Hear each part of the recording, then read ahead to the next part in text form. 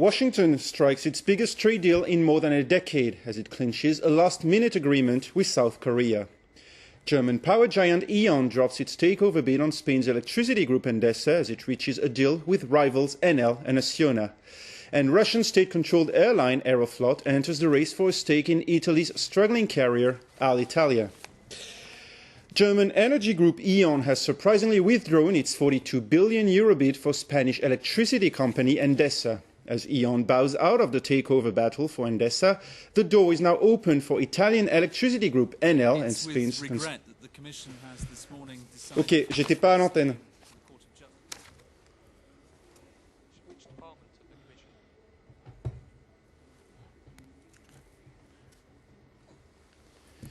Okay. The United States have reached an 11th-hour deal with South Korea as both countries agreed the largest trade pact for the US in 15 years earlier today, just minutes before the expiry of a deadline. The agreement will cut or phase out tariffs on about 90% of the product categories traded between the two countries, such as cars and auto parts. The deal follows 10 months of talks and wrangling. Big smiles from these negotiators who've just emerged with a historic trade deal, the biggest Washington has secured in 15 years. According to different estimates, the new agreement should bring trade between the US and South Korea close to the $100 billion mark, up from $80 billion currently. Both sides were under pressure, and the talks took longer than expected, 10 months in all. In Korea, there were regularly demonstrations against the talks, some of which turned violent. At the biggest, last July, 25,000 people showed up. In November, 63 were wounded. And even on Sunday, one man set fire to himself in protest. Korean workers and farmers fear that freer trade with the US could threaten their jobs. There was particular concern about what would happen to Korean farming if the country opened its borders up to American rice, and that was ultimately kept out of the package. But Washington still managed to gain better access to the Korean market for its beef.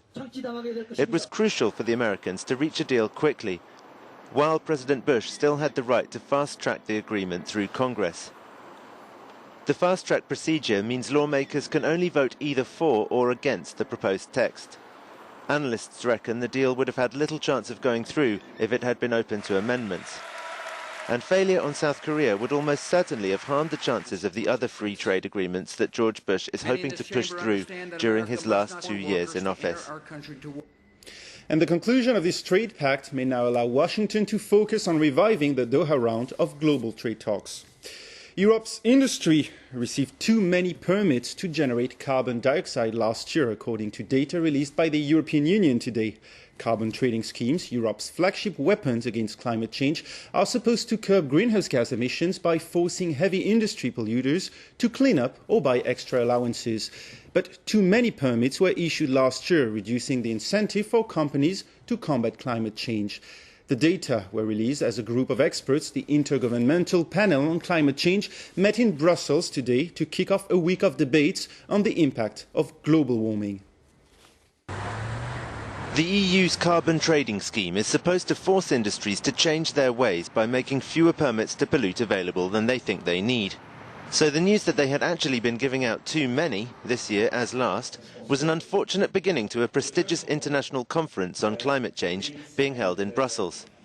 Europe's Environment Commissioner could only promise to tighten the quotas for the scheme's second phase. He also attacked the US for not doing as much as the EU to curb global warming. They are emitting about 1/4 of the world's emissions of greenhouse gases, and also they have a very high per capita income. Following its February report confirming the causes of global warming, the UN's International Panel on Climate Change is now meeting to deliver report number 2, looking at how it will affect the globe.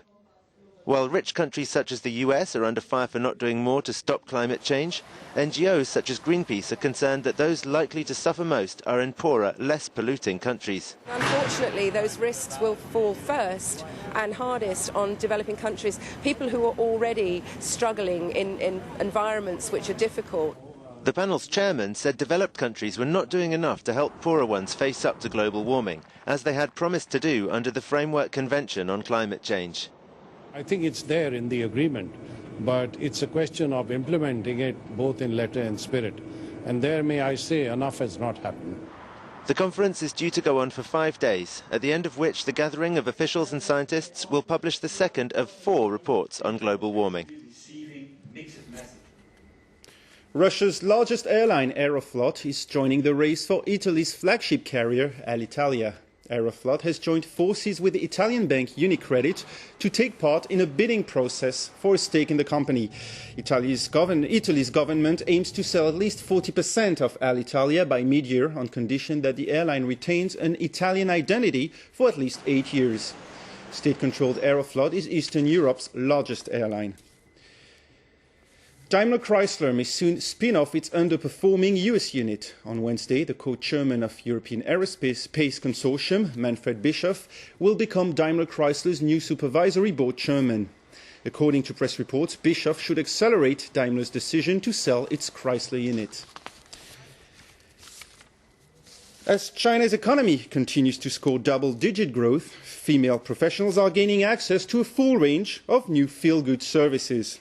Western-style beauty salons and cosmetic brands are enjoying an unprecedented boom among urban Chinese women. It's a beauty contest for the mature. Here old age starts at 47. A jury will pick the most beautiful woman and most handsome man. The first prize, a modelling contract.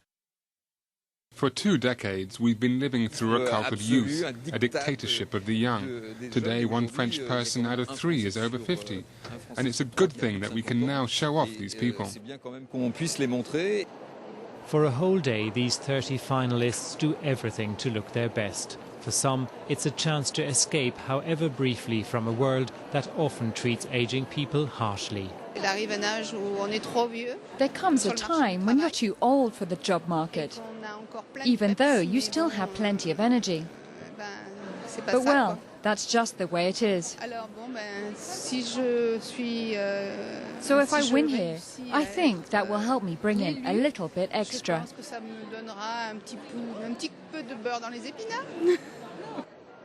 They learn how to move on stage, pose for pictures and dress to kill.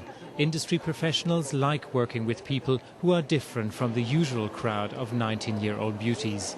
It's easy to do a good makeup job on a young girl of 18, but usually they have much less to say than a woman of 60 who has such a rich experience and radiates with such beauty. On the male side, this is the oldest participant. At 77, he hopes his mature good looks will carry the day. Mergers and acquisitions in Russia and other former Soviet republics surged to an all-time high, according to a report from consulting firm Ernst & Young. Russia's M&A activity soared 41% to $71 billion last year, led by metals and mining activities. Russia's economic growth has averaged more than 6.5% for the past 7 years. And 4 banks, including US-based Citigroup and Britain's HSBC, kicked off domestically incorporated Chinese units today, becoming the first foreign banks to offer local deposits and mortgages in China. Hong Kong-based HSBC announced that it will double the number of outlets in China this year as it develops its yuan-denominated retail banking business. Other banks, such as Standard Chartered and Bank of East Asia, will also start domestic operations in China, tapping into the country's $2 trillion in personal savings. Well, that's all for now. For more business news, please log on to our website. That's www.france24.com. Stay with us on France 24.